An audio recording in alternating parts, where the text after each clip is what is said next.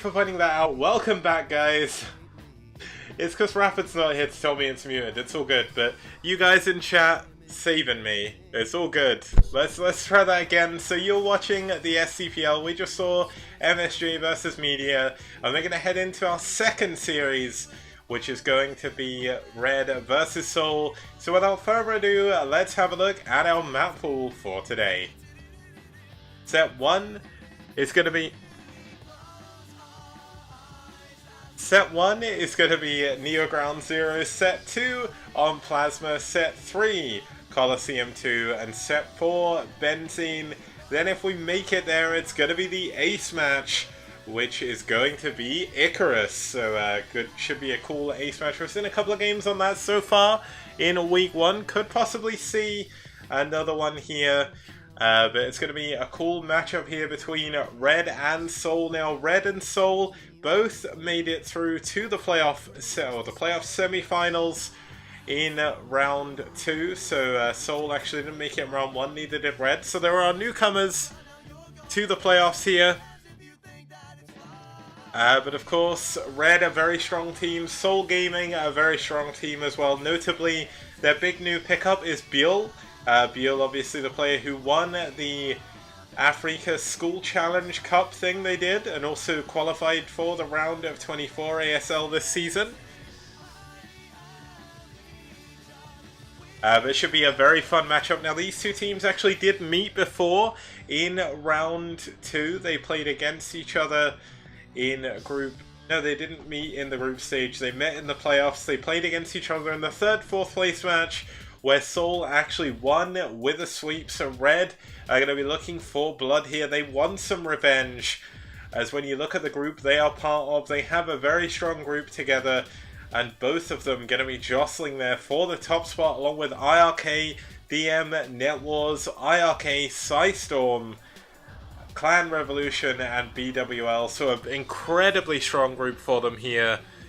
But you know what, it should be a lot of fun to see Red versus SouL here. Let's have a look at who their players are going to be. Starting us off, we're going to have a PvZ between Liquid, Eriador, Liquid Drone himself, and Spire on Neo Ground Zero. Then we're going to move on to a PvP between Rota and Noob. Now that's a little bit one-sided statistically, but it should be a fun matchup nonetheless, because Rota does love PvP. Then we're going to have Best versus Biel. Now this is going to be other best, so Red have a best, SouL, White have a best as well, but this is going to be the other best, so not best White or by best. That should be a fun matchup, and then finishing us off, before we head into the ace match if we get there, it's going to be Ku versus Scan.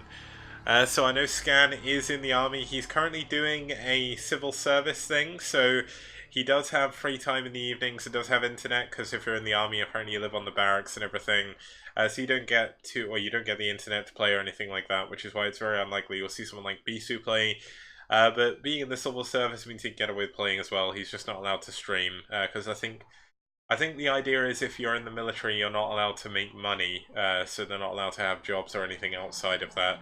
But either way, let's introduce our first two players, and let's see how they've done throughout the STPL so far. Okay, so Red Eriador, a very strong Protoss and Zerg player, can play a mean Terran if he's asked to. We're going to be playing PvZ here. He did actually go 1-for-1, I believe that's his round 1 stats.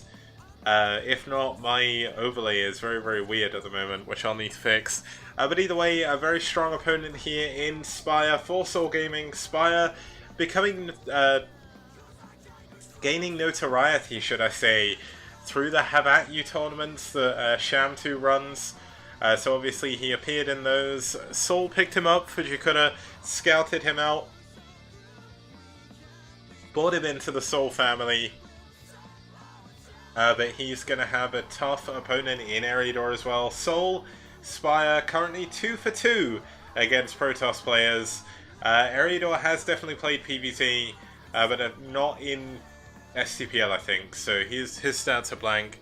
But either way, they're going to be moving on to Neo Ground Zero. Now, Neo Ground Zero, a very cool map, very standard 4-player map, big mains, Kind of hard to wall off your natural. There is a wall that Protoss can do though, so I doubt we'll see a Ling all-in. Now, Eriador has a very, very, very creative style, so we could even see Dark Archons this game. Here is hoping, just to quickly prove something to you, my fingers are crossed we'll see some Dark Archons, but I'm not too sure if we'll see them.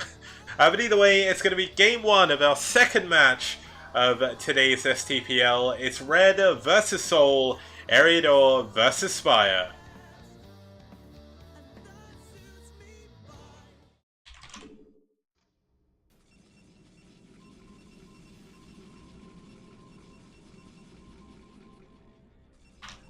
Okay, starting us off here in the 10 o'clock position, we do have the Red Protoss playing for Red. It's going to be the man himself, it's Liquid Drone, aka Eriador.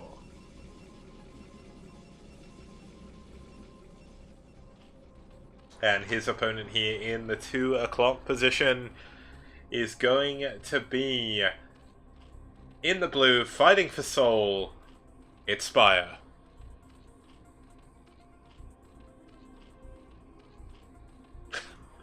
That is a very good point. I mean, Drone definitely does love his queens. If there's one player who you want to learn how to use queens from, I would definitely say it's going to be Drone. Now, there is something like that for Terran as well. Firebat hero, very good with ghosts, and for a foreign Terran player, Radley uses ghosts all the time as well. But it's going to be a 9 pull coming in from Spire, so not going to play super greedy or anything.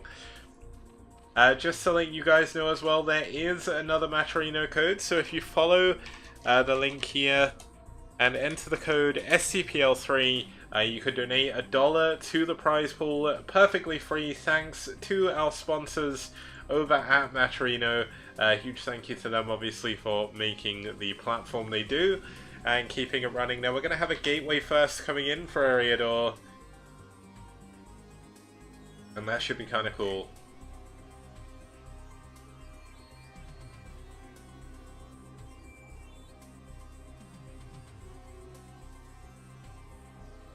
And let's actually quickly have a look back on what's going on. Looks like we're going to have gas coming in quickly as well. So Spire is not beyond the realms of possibility of doing some kind of crazy Ling all-in, of course. Drone will be privy to all of those. He's been playing the game, I believe, since 1998, if not even earlier. I think 1998 was when Brood War came out, so I think he played Vanilla for a bit as well. But he's one of the oldest players in the scene in terms of veterancy, so he's seen everything. Like, if I was to put an island map in the pool, he would know exactly what to do. But looks like we aren't going to see anything too crazy just yet. Speed, not going to come in yet for Spire, so he's holding on. He doesn't want to show that he's going for lair. Now, he is going to do it. Obviously, very big main. Spire's doing a very good job at keeping the probe away from the lair. He needs to make sure he blocks Drone from seeing this. But the trouble is, eventually there's going to be a Zealot coming in here as well. And now, how well is that Zealot going to do? Looks like the Zealot's actually pulling away. Doesn't want to get caught by any lings or anything like that. He's actually checking for a hidden third, a hidden second hatchery, because he knows there's no hatchery here yet. And that's going to tip him off that something crazy's going on now. It's not often you see a one-base play from Zerg in ZVP just on the basis that cannons are very, very powerful tools early on. But looks like Eriador is going to be pulling his Zealot back. He does need to keep this alive against the Zerglings, trying to find a nook or cranny to get into, but great surface area by our Zerglings here. Going to really put Eriador in the dark. Now, Spire still hasn't built a second hatchery yet. This is 100% an all-in from here, and he is going to be going for one base Spire. I know, of course, Eriador could fall to that, but he does have the ability to build cannons in his main mineral line if he feels that something is amiss. And Nyokan, I wouldn't take my my saying of Rota as perfectly fine, because it was probably wrong. I'm always saying it wrong. And Rota, who is now in chat, is going to be able to say I'm wrong Just, you know what, as we get to your game, Rota, we'll figure out what we're doing. I think it's like Rota or something. But yeah, Hirmu is the other one I can't do. Both Finnish names, but either way, this one base Spire going to be kicking in very shortly. Drone with the double cannon at the front, suspecting that something may be up. Oh, so Rota is really close. Oh, but here we go. Ling's actually getting past the cannon. They're going to dive on the first cannon. Can they take it down? Yes, they can. And they are going to get into the mineral line as well. The probes have been pulled by Drone. He is going to do what he can to hold on. But he's losing so many probes right now. He's trying to get a core up in his main. He's trying to do anything. And he's finally seen this Spire. This is not going to be a good look for Eriador as he sees this with his probe. And he knows not only does he have to deal with eventual muters, he's also going to have to deal with Zerglings in his main, and they're doing so much damage here. And I mean, Drone is struggling so much, he can't afford to build a cannon in his main, and I think this could be checkmate for our Norwegian. Yeah, I'm fairly certain he's Norwegian, I don't think he's Danish. But for... Wait, is he Danish? Oh man, but Drone is going to be in so much trouble. The first 3 mutants coming in, they're going to be doing so much damage. GG!